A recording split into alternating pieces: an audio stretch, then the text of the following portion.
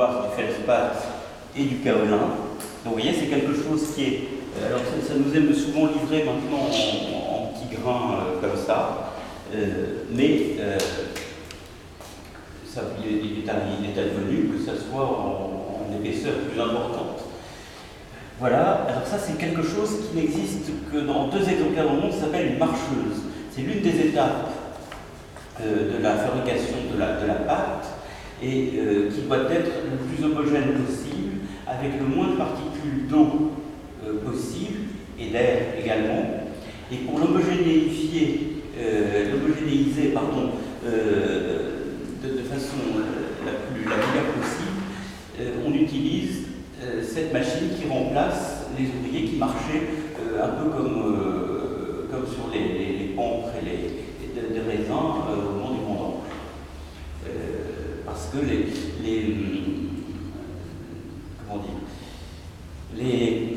la porcelaine, au niveau des molécules et des particules, ce sont des plaquettes comme des écailles, si vous voulez, et qui si on ne la travaille pas suffisamment, il y a une mémoire de la matière, et quand c'est mal mélangé, au moment de la cuisson, quand on croit qu'extérieurement tout va bien, tout ne va pas bien, et c'est là qu'il y a des risques d'explosion, etc. Donc c'est extrêmement complexe. Alors vous avez aussi quelques images, vous voyez, sur le moulage et la reprise après des détails quand il y a un travail en relief.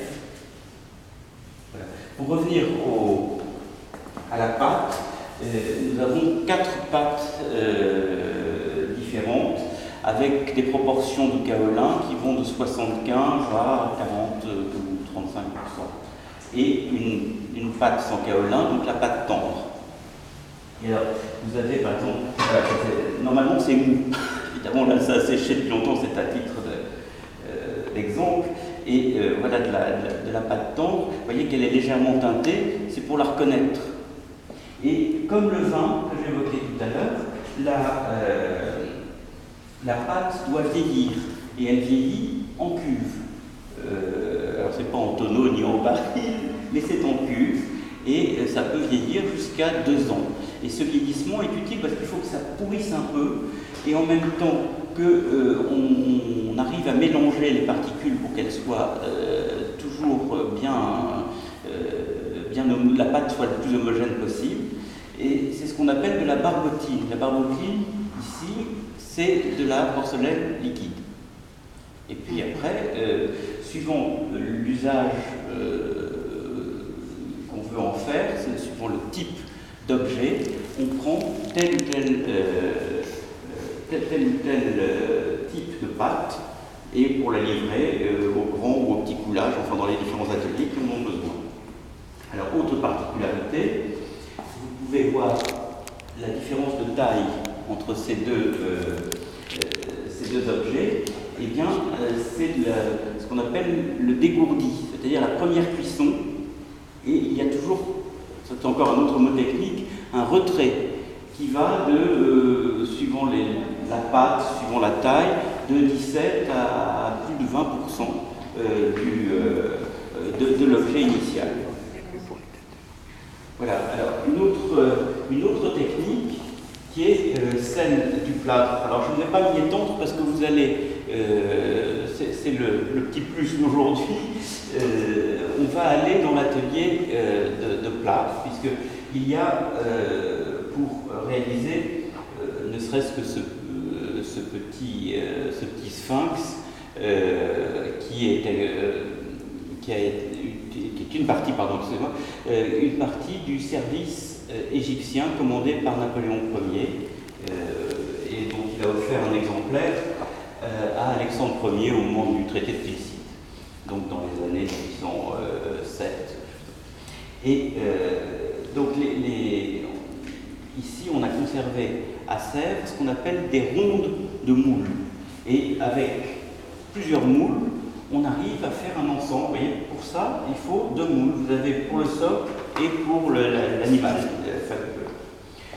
C'est la même façon pour l'anse, vous pourrez vous approcher si vous le souhaitez après.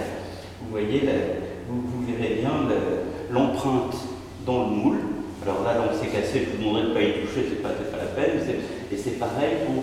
objets de petit coulage qu'on insère, de la barbotine dans le moule. Comme il s'agit de plâtre, l'eau est bue par le plâtre, ce qui donne l'homogénéité de l'épaisseur. Et voilà, pour un petit objet, il n'y a pas besoin de support, puisque déjà il y a le moule. Pour des grands objets, on rajoute des supports en barbotine, cette fois moins liquide, comme de la pâte à modeler, si vous voulez, mais d'une couleur différente, qui disparaîtra et qu'on enlèvera après la cuisson. Donc comme des étés, si vous voulez. Et des supports pour que ça tienne, quand il s'agit d'objets un peu compliqués, avec des bras qui se lèvent, etc. Excusez-moi, le creux, comment est-ce qu'on le crée, ce creux, à l'intérieur?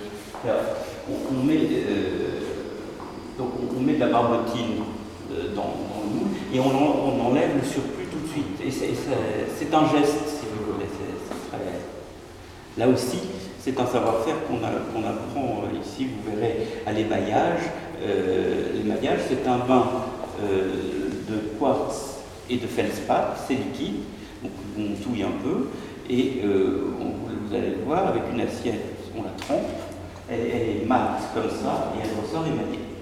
C'est des choses à la fois très rapides et qui se succèdent, puisque comme il y a 23 ateliers, alors tous les objets ne passent pas dans les 23 évidemment, mais ils passent tous par le moulin parce qu'il faut bien de la pâte. J'ai oublié de vous dire que quand on fabrique de la pâte, c'est par 500 kilos, si vous voulez. Donc, ne serait-ce que pour que qu'on en ait un peu en réserve, que ça ait le temps de vieillir. Et suivant les commandes, quelquefois, il faut qu'on accélère le vieillissement. Alors aujourd'hui, on a des techniques qui permettent de le faire. Voilà un peu le retrait. Alors, ici, on est dans